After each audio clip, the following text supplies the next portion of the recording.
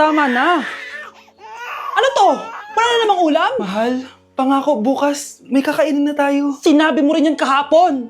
Paano tong anak natin, ha? Paano natin ito bubuhayin? Mahal, please, magtulungan tayo. Makakaahon din tayo dito. Ayoko na. O ito, ikaw na maghalaga niyan. Mahal, please, wag mo naman kaming iwan. Babalik na ako sa dati kong buhay. Sa buhay na nakakakain ako na masarap. Sa buhay na nakakapag-party ako. Sa buhay na prinsesa ako. Ayoko na ng gantong buhay. Mahal, please, babawi ako. Kaya mo na yan. At wag mo na ako gugulin, ha? Anak, pangako hindi kita iiwan ha. Nandito lang ako para sa'yo. Hindi kita papabayaan.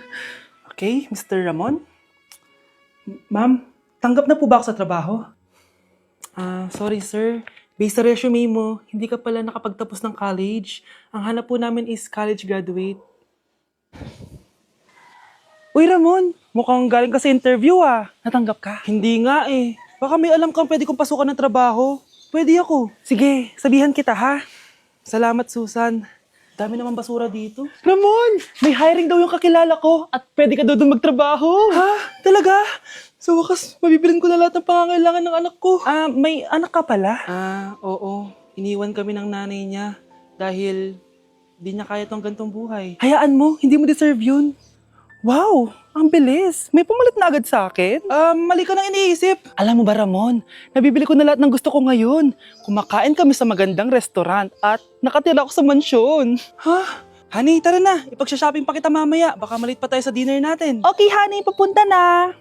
At ikaw babae ka, kung ayaw mong masira ang buhay mo, layuan mo yung lalaking yan. Grabe, ang pangit ko pala dati nung bata ako. Sino itong tumatawag? Hello? Scarlett, wag na wag kang papasok bukas sa school ha? Ha? Bakit? Sino ka ba? Basta, sundin mo na lang ako please. Ano yun? Ang weird. Oh anak, hindi ka pumasok? Opo Nay. Masakit po yung pagkaramdam ko eh. Pagaling ka anak ha?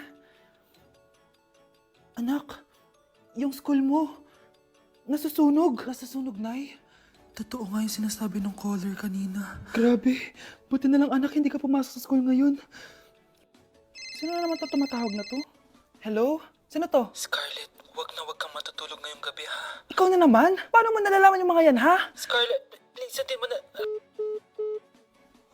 Anak, matutulog na ako ha? Ikaw din, huwag ka na magpuyat. Sige po, Nay. Tatapusin ko lang po itong pinapanood ko. Kung hindi ako matutulog, ano namang gagawin ko buong gabi? Matutulog na lang ako. Baka niloloko lang ako ng caller na yun. Nay! Nay! Gising, Nay! Ano nangyari, anak? Binabangungot ka, Nay. Buti gising ka pa. At nagising mo ako. Sino ba talaga yung caller na yun? Sino ka ba talaga, ha? Bakit alam mo lahat ng mga masasamang mangyayari? Gusto mo ba talaga ako makilala, Scarlett? Oo, dahil hindi ako matatahimik. Magkita tayo malapit sa puno ng mangga. Hello? May tao ba dyan? Hi, Scarlett. Ikaw ba yung caller? Gusto mo ba talagang makita kung sino ako? Oo. Ako ikaw, Scarlett. Galing ako sa future. Ikaw ako? Kailangan kong ayusin yung mga nangyaring masama. Paano? Paano nangyari yun? Basta, Scarlett, ayusin mo yung mga desisyon mo sa buhay, ha? Sige na, baka mahuli pa ako ng mga humahabol sa akin. Sandali! Sino humahabol sa'yo? Ganda nito, oh. Sana maging successful yung pagbebenta ko ng damit noon, ha? Mahal, ang dami nating ibebenta mamaya. Manifest natin na makabenta kayo, Nay, para makaahon na tayo sa kahirapan. Hindi ako makapaniwalang nabili ko na yung pangarap kong tig 200,000 na relo. Wow, ang ganda niyan, Tay. Anak, tignan mo to binili sa akin ng tatay mo. Diba ang ganda? Hala, di ba mahal yan, Nay? Mas mahal pa to sa bahay ng kapitbahay natin, no? Magbebenta ulit kami mamaya para mas marami tayong pera. Anak, binilang kita ng kotse. Gamitin mo to pag pupunta ka ng school, ha? Ha? Tay, di ko naman po kailangan ng kotse.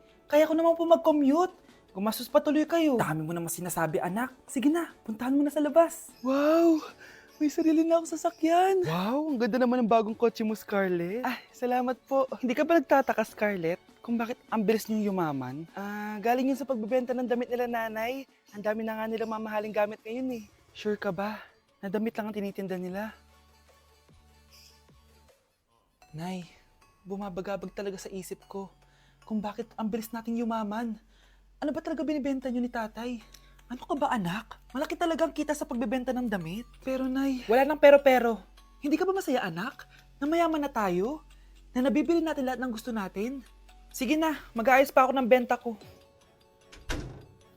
Mahal, nakauwi ka na ba?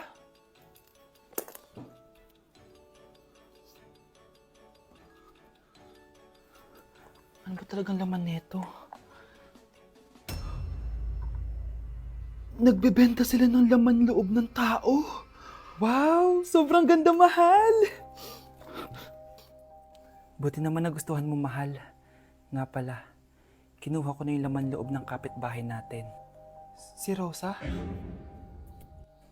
Malaking pera na naman to. Mahal, hindi dapat malaman ni Scarlett to, ha? Ano yun? Nasaan yung ledger? Nandito lang yung kanina. Ba't mo winala yung ledger, mahal? Nandun lahat ng mga sikreto natin. Sinong tao dyan? Anak, nakita mo ba yung cellphone ng tatay mo? Nilagay ko dun sa loob ng kabaong niya bago siya ilibing. Ha? Ba't mo naman ginawa yun, anak? May mga importante laman dun. Baka sakaling buhay pa siya para matawagan niya ako. Ay, Diyos ko talaga tong batang to.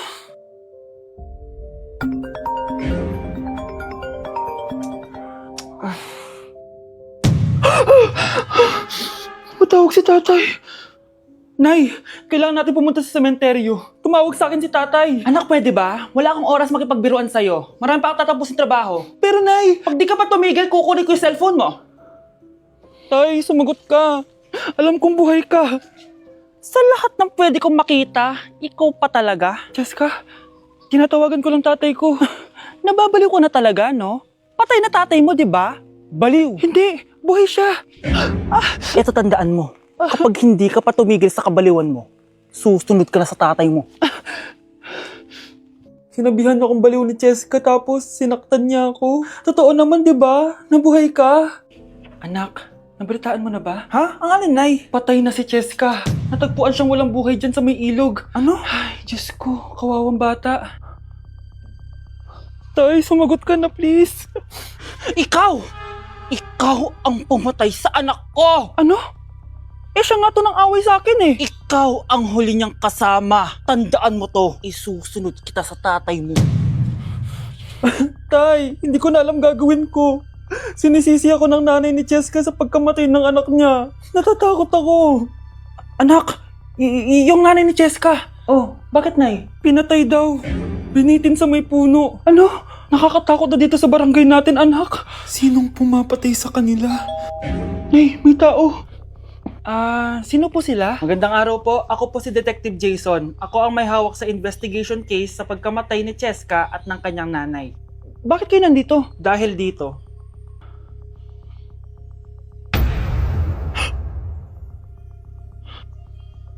Nay, ikaw pumatay sa kanila? oo anak, narinig ko lahat ng mga sumbong mo sa tatay mo. Cellphone ni tatay. Pinangako ko sa tatay mo bago siya mamatay na poprotektahan kita kahit makapatay man ako ng tao. Sumama ka sa akin, ma'am, para may interview ka namin. Tandaan mo to, anak. Kahit nasa kulungan ako, poprotektahan kita. Tumawag ka lang.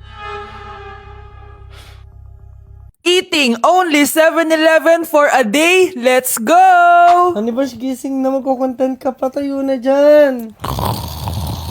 Ala, Good morning, guys! So, ginising ako agad ni Bunch. 11 a.m. na. So, magbe-breakfast tayo. Alam niyo na kung saan. Papunta na kami. And yung 7-Eleven dito, guys, sobrang layo. Like, sa kabilang barangay pa. Hulaan niyo kung nasan ako. Nasa isang branch ako na binigay sa akin ni Daddy. Thank you, taxpayers! wow, ang daming choices oh. Umagang-umaga, samgyup sa lagad. Ano yan? Balik mo yan, balik mo yan. Ano na naman to? Bayaran mo to Sabi di ba breakfast lang? Parang mag-fiesta na tayo dito eh. Let's eat! So, itry na natin tong spam musubi. Yan. Mas masarap yung sa Japan, pero masarap din naman to. Meron tayong samgyupsal. Oh!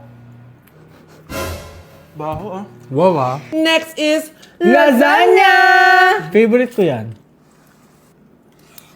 Masarap siya, guys. Mantikan ko na makalimutan itong matcha latte from Chingu. Hindi ko siya gusto, parang lasang artificial. Sarap niya! Two types of people.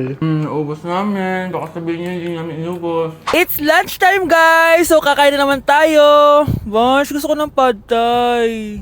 Hindi po, ate! Kaya nga 24 hours 7-Eleven challenge. May kinikrave na akong ibang pagkain, pero 7-Eleven pa rin tayo, guys. Malay mo may pad thai sa 7-Eleven. 7-Eleven. Let's go!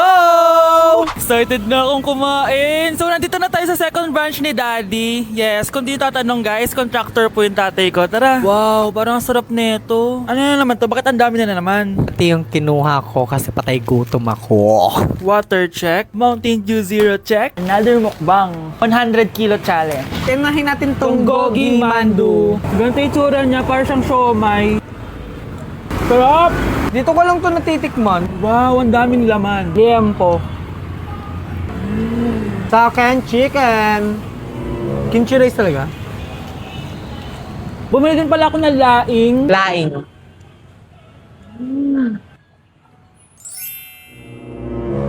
Hindi ko siya bet. For the dessert, May dessert pa? busog na naman! Next stop na namin is dinner! It's dinner time! So, it's 7:17 na ng gabi and medyo nagugutom na tong tao na to. Saan kaya tayo kakain? Ayan, saan pa ba? May sisig, oh. Let's eat this. Guys, may Bicol Express. Okay, mukbang na naman. Kuya, pabili nito lahat. Okay guys, mag-haul na naman tayo, no? Tara! Guys, una natin titikman nitong chicken fillet nila. Parang, Parang family chicken nga. Sarap. mana natin ng bulgagi. Mmm. Sarap, di ba? Sarap! Unboxing! Sana secret. Oh my gosh! Ang sarap nito!